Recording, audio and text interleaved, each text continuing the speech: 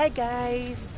Ayun, another day is done and okay na okay ang ating internship ngayong linggo. So medyo may konting ambon lang and kanina nag-hailstorm. So papakita ko sa inyo yung video mamaya. But for now, ay nag-aantay muna tayo ng bus para makarating tayo sa train station and meron tayong kakatagpuin doon. So para tayong binatat dalaga. May ka-meet up and eyeball.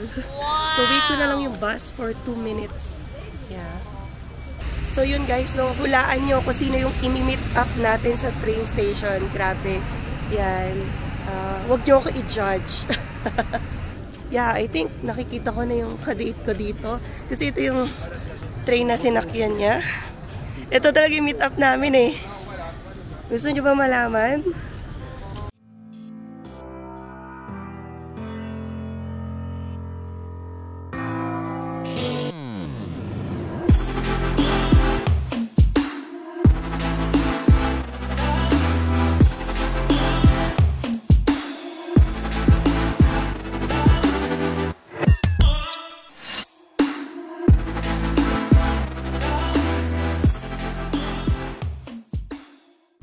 So while waiting, pakita ko again yung vicinity.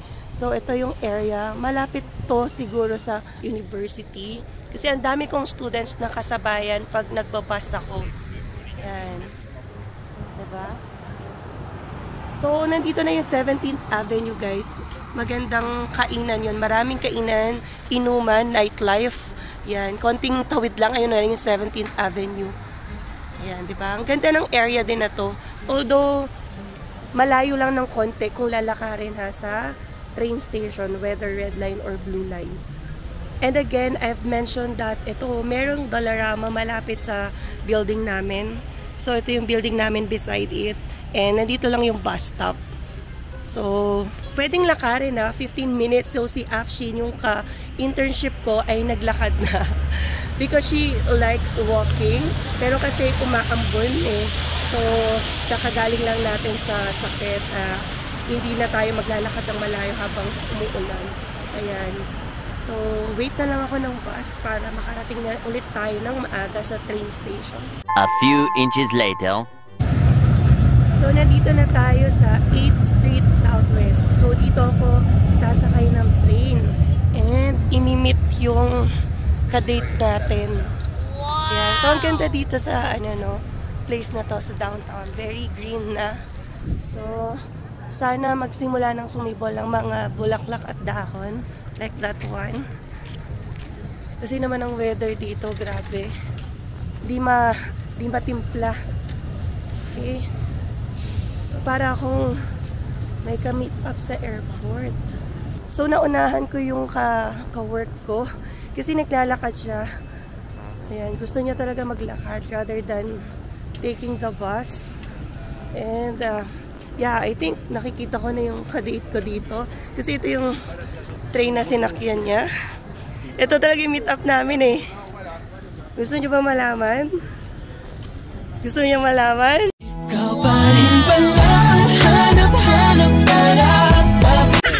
Ang bilis lang na meet up namin, no? Grabe, ang ganda ng schedule namin pag uuwi. Kasi di ba nagpa-park si Alwin sa Chinook Mall? So, nagre-red line din siya na train. Sasabay na ako kasi pareho naman kami 5 PM. Di ba saktong-sakto yung pag-bus ko, tapos bababa ako dito na siya. Grabe, at least hindi na tayo mag-aantay ng matagal for the bus. So, ang bilis, no? Ang bilis ng sakay natin. Tama yung ka-date ko. Pogi ba, Pogi? Mga may nadismaya. Sabi ko kasi parang binatat dalaga na may ka-date. This train is number 7. Tayo sa dulo. Ayan, dulo. So, kanina nga pala, di ba nabanggit ko, nag-hailstorm, pero maliliit lang.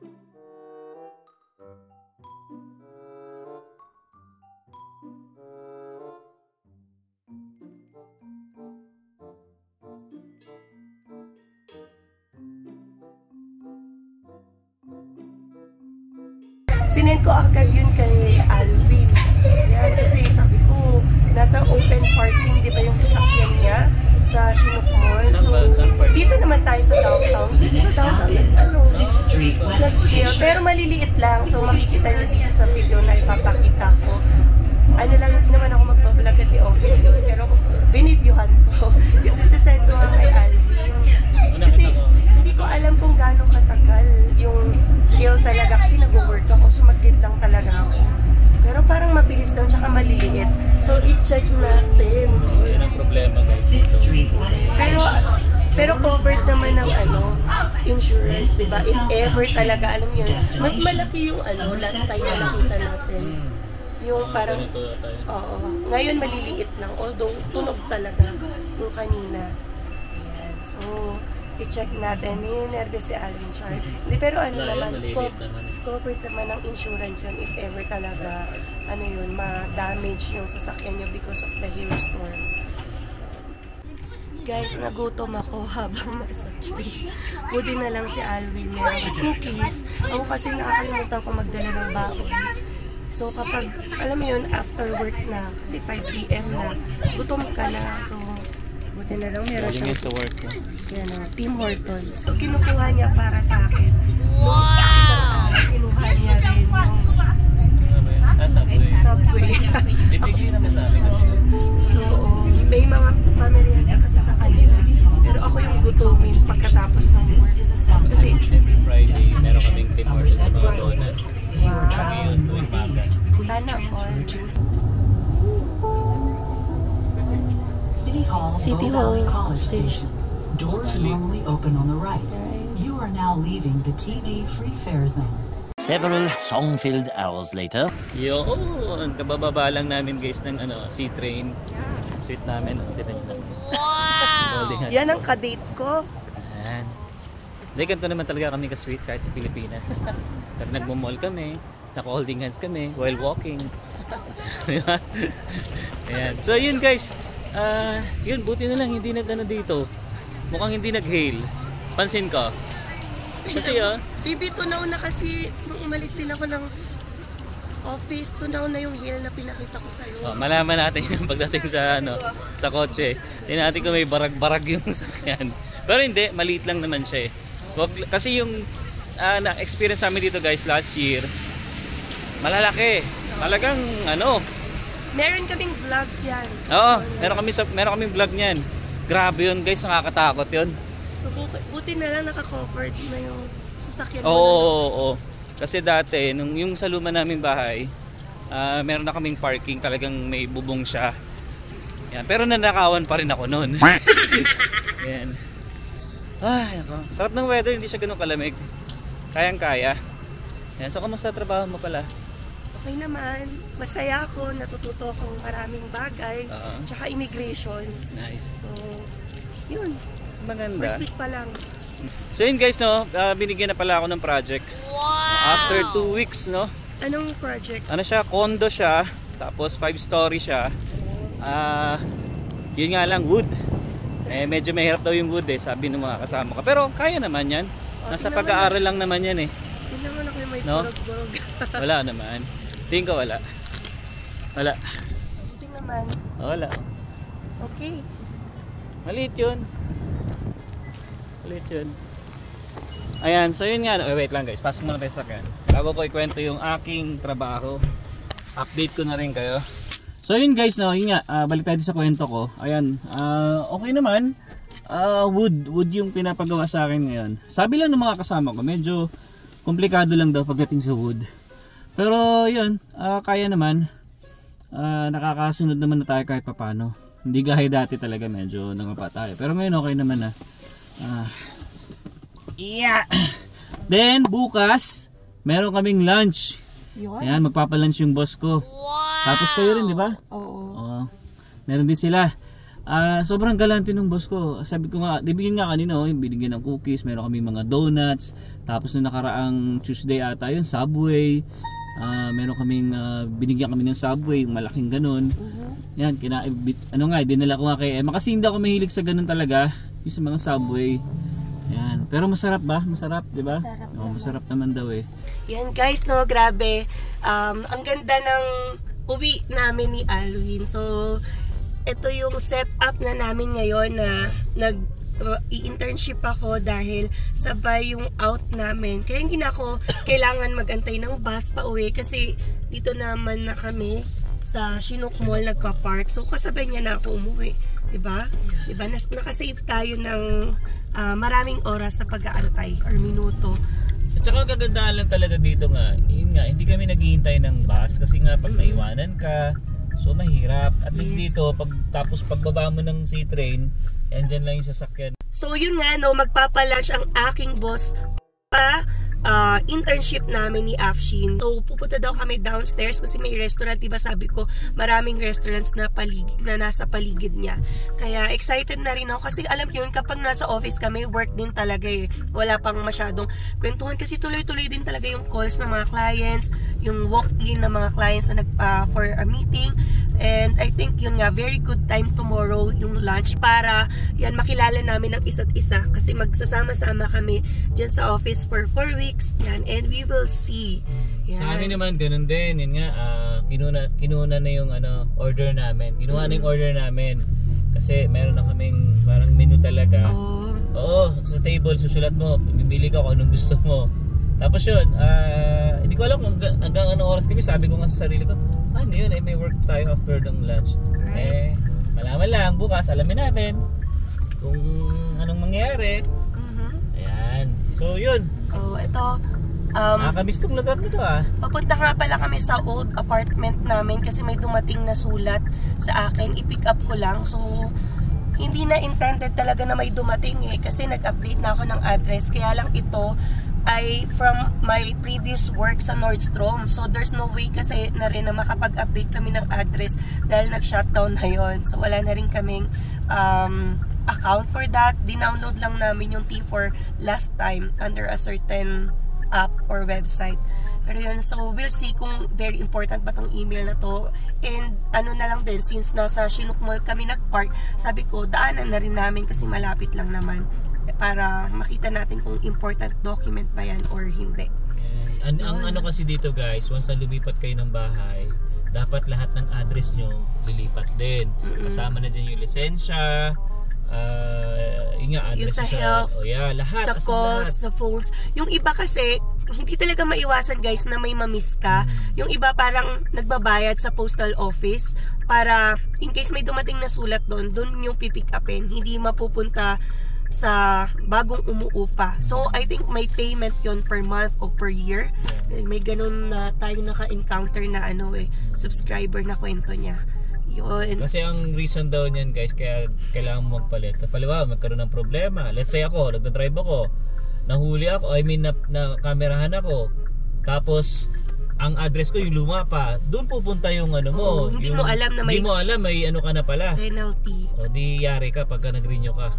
Diba? And yun nga pala, update. Sobrang tagal na nito guys. Baka nagtataka na kayo, wala nang update dun sa diba, na huli si Alwin for speeding. May penalty siya for I think 193 yata if I remember correctly.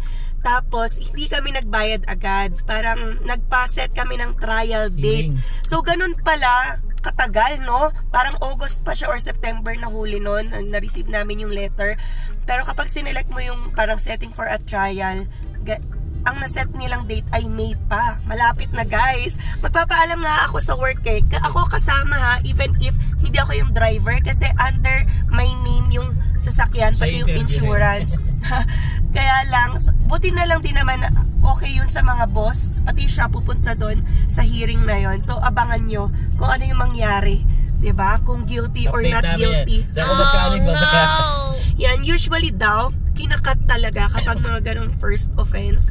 Pero hindi naman guaranteed, no? Hindi ko kayo ma-assure. Kaya we will see. Kaya update namin kayo kung anong mangyari sa aming hearing.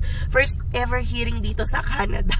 Because of speeding. Nagpapaalam nga ako baby sa boss ko, diba? Ang ilalagay ko doon. Kasi sa amin, mag-note ka lang Kunyari gumagawa ka, tapos mag-note ka doon sa teams namin. Sabihin mo lang, kunyari may hearing ka. Siyempre, sabihin mo yung totoo. Siguro magugulat sila, no? Ba't may hearing ako? Pero sabihin ko yung reason, siyempre. Speeding. Yan. So, sana ma-cut naman either in half yun or matanggal na, di ba? Parang first time lang naman, first time offender naman. Yeah. So we'll see. Update namin kayo sa mga susunod na araw. Pero ngayon, ito na, malapit na tayo sa ating old apartment. Okay? Kunin ko na muna yung letter. Several song-filled hours later. So ayan guys, nakuha na natin yung letter and ngayon pauwi na tayo. So napapabilis and napapagaan talaga yung travel ko pauwi dahil sumasabay ako sa kanya. Swerte ka. Swerte. And grabe talaga, galing ni Lord. Thankful ako kasi 'di ba ngayon niya to ginawa sa amin yung change sa life. Ginawa siyang nag-work sa downtown, tapos ako yung internship ko sa downtown din, kaya may time to meet din, magsabay umuwi. Kasi kung sabi ko nga kung night shift siya, yan, may sariling mundo ako, pupunta, uuwi, ganyan. At least, diba, habang nagta-travel kami pa-uwi, nakakapagkamustahan na kami, ganyan. Kasi dati pag night shift din, konting oras, alis, diba, tutulog. Kasi iba-iba kayo ng body clock din. At saka baby, pansin ko lang, if ever wala nga akong trabaho na to, kunyari sa warehouse ako, ang uwi mo alas 6 na darating, diba? Oo. So, lagi ako malilate. So, buti na lang talaga, magaling talaga si Lord. Yun talagang sinasabi namin. Parang, hindi mo pa hinihingi, hindi mo pa iniisip yung magiging sitwasyon mo. Parang, binibigay niya na. May ginagawa na siyang magic para mapaayos yung sitwasyon nyo sa next phase, which is ito yung next phase namin eh. Diba? Natapos ako sa school, practicum naman, pero since magpa-practicum, ganito dapat yung oras, diba? Nakakatuwa. So, thank you talaga kay Lord na sa pagbibigay sa amin ng continuous blessings. Ayan. Ayan, so ano? Yun nga lang pala guys, no, pag umaga, yan, hindi kami sabay kasi yung oras niya ay 8 to 5. Ako, ang oras ko lang naman ay 9 to 5.